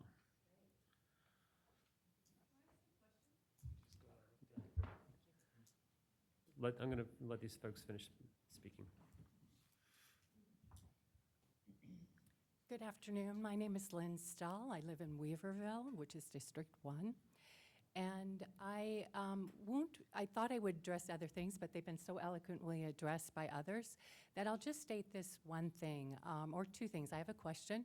I am at a loss for how you all are not seeing what's behind COVID and what stands behind COVID, and it as a strategy for ushering in the Build Back Better program, which some people may say is a conspiracy, but no longer is, since it actually made the cover of Time magazine. Personally, I want you to know that if you do indeed pass this emergency order mandate, I, as a therapist who have talked with physicians, talked to nurses, I will not comply. I have never complied, I will not comply. Masks are not only unhealthy, but they're unhuman. I will continue to smile, I will continue to hug, and I will continue to wear my lip gloss proudly. So I trust, and I must say that I'm not optimistic about the vote, but I hope that you will have courage to actually have the integrity, to actually listen to what has been spoken today, and to choose the side of freedom and personal responsibility. Thank you very much. Thank you. Kathy Hubble and Chris Tate.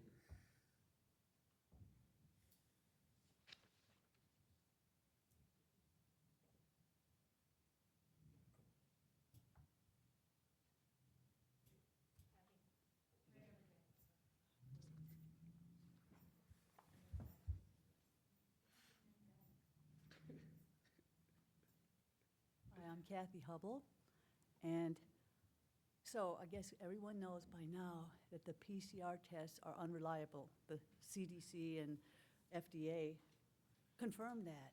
And so this whole thing is based on unreliable tests, all the loss of jobs, all the children having to wear masks, all the old people dying alone. And to keep furthering this, it seems like kind of nincompoopish. But also, I see all these doctors that are getting their channels taken down. This is censorship of freedom of speech. This is communism coming to this country. If we're supposed to have informed consent about a medical procedure, why are they censoring the freedom of speech of these doctors? You have to really think about that. Thanks. And Chris Tate.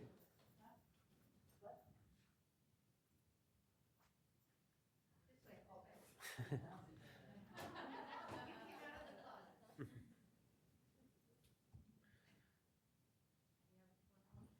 here, ma'am, if you go up to this podium level.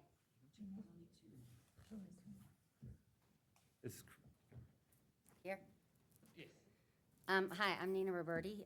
Currently live in Asheville. I was born and raised in Asheville.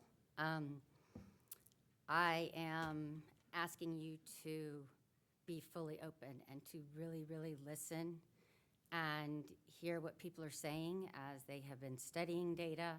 And there's a lot of stuff out there. But in 2019, when you shut us down, there was less than 1% of people that actually died and had the COVID. And now you're doing it again. If this virus was so deadly, why are there not mounds and mounds of dead bodies in Pritchard Park or wherever the homeless people hang out? I mean, they were all fine. And these masks, they are covering up our faces. You are not being able to be heard or to be seen. There are bacteria and viruses that are being collected that are suppressing our immune system. We are divinely created beings who have an amazing immune system. We just need to breathe, get the vitamin D, be healthy. We need to be promoting that. It's 99.6% recovery rate instead of its 0.4% of a death rate. Why are we instilling the fear and shutting down our economies? We are all family. We are here as a community and are to unite and stand together and to be role models for our children, for them to stand up together.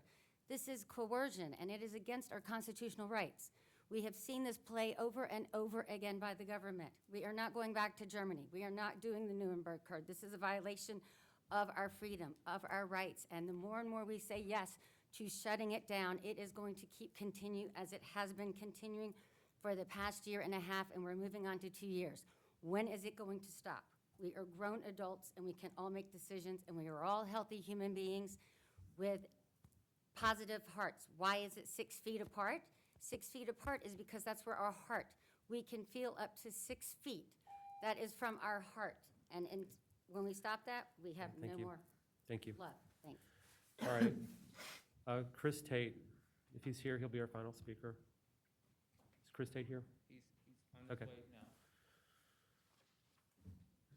Right there at the podium.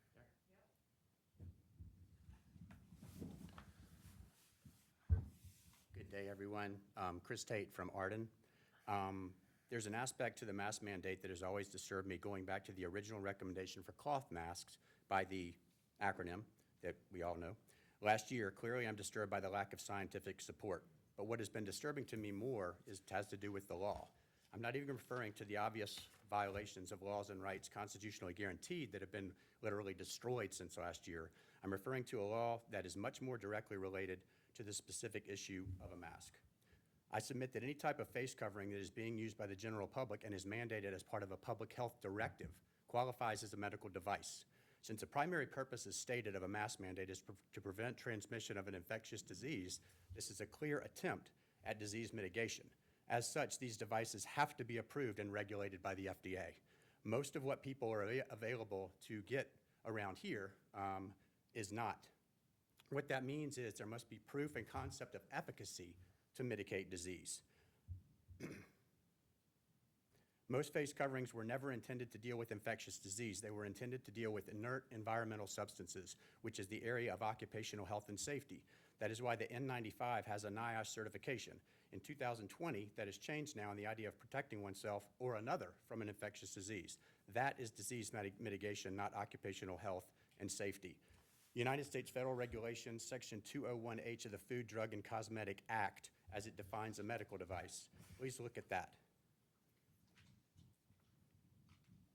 I went by an unnamed pharmacy and looked at the box of their masks. It says specifically this mask does not eliminate the risk of contracting or mitigating any disease or infection. Thank you very much. Great, thank you. I'm going to thank everyone who had time to speak. I'm sorry that we are out of time. If you would like to contact the commissioners, you can email us, and all of our contact information is on the county website. Commissioners, I'm going to bring it back up here.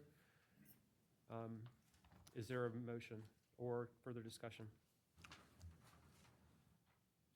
I so move. Second. All right, there's a motion and a second in support of adoption of the declaration of a local state of emergency. I do want to make just one note. This policy has an effective date that ends at 4 p.m. on September 16th, 2021, unless rescinded earlier. Just there were comments made about it being a permanent policy. I did want to try to clarify that. Is that accurate, Mr. Frew?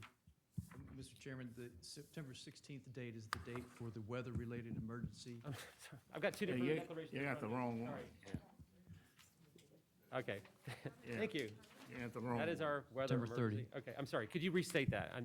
Good, I'm clarifying this because I got it wrong. There is a weather-related state of emergency due to the flooding and evacuations in place, and that's for 30 days through September 16th, and this declaration is drafted to expire unless otherwise modified or extended on September 30th. September 30th. I apologize for misstating September 16th. Okay.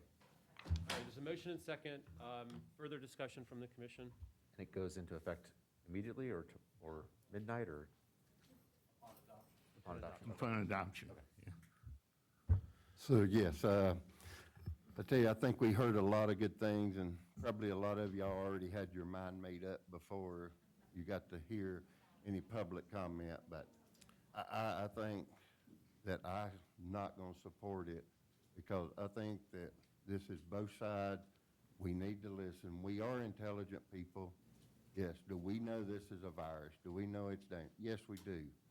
But there's a lot of things we can do to prevent this, and that is just being smart. So after listening, I hope that some of y'all, and I'd like to hear, have you changed your mind, or did you hear anything that caught your mind is what I would like to see.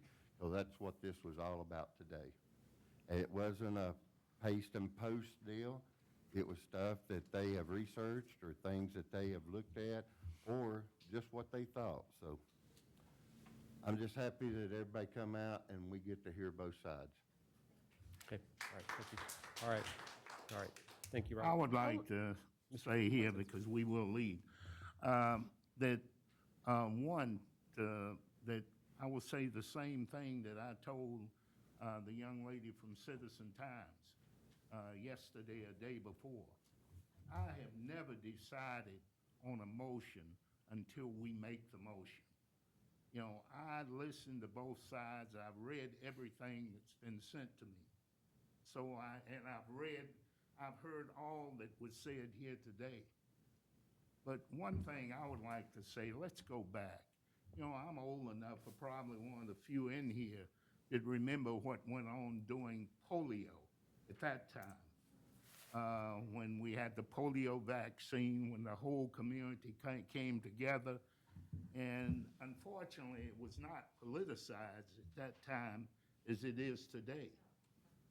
And one of the things I'll say is my family has been in Buncombe County for 7 generations now. So, you know, when I look at the community and how we've come together in the past, and I don't know what's changed it today, but, you know, I make my own decision.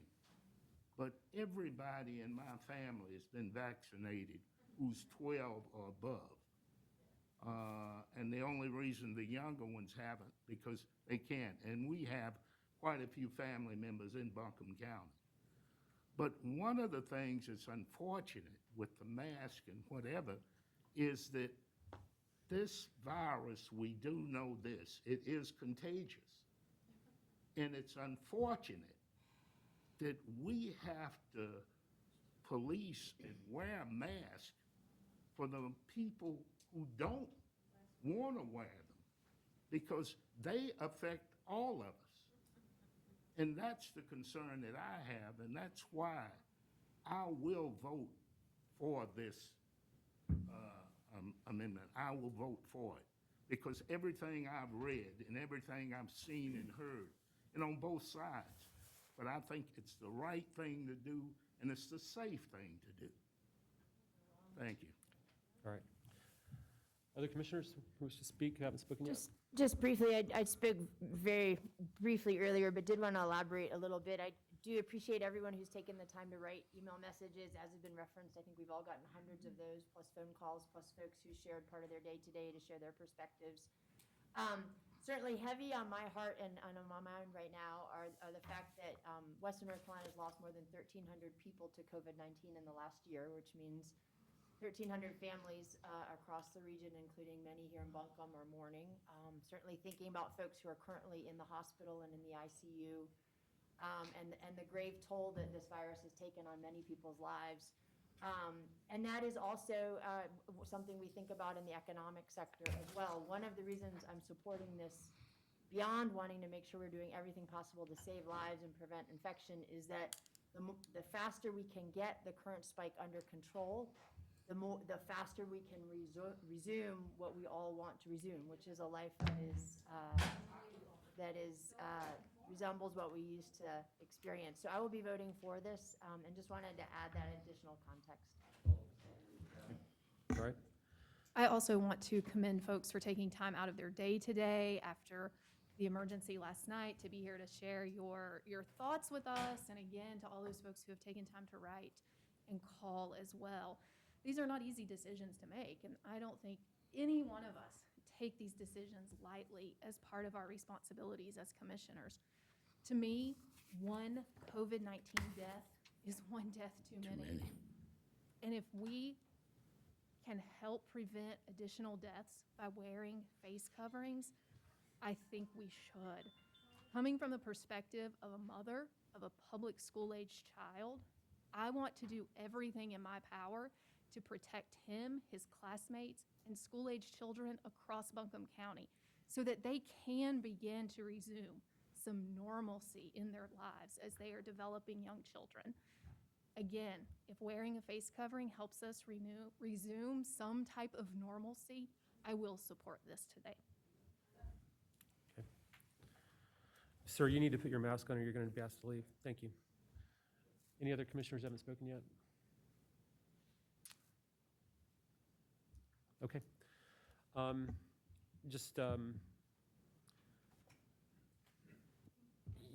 to make one, no, we're going to vote just a moment. I just want to make one comment. As I said before, I am going to support this just because you didn't change my mind. I promise you, it doesn't mean I wasn't listening. I do listen, and I think that hearing from the community does inform our thinking.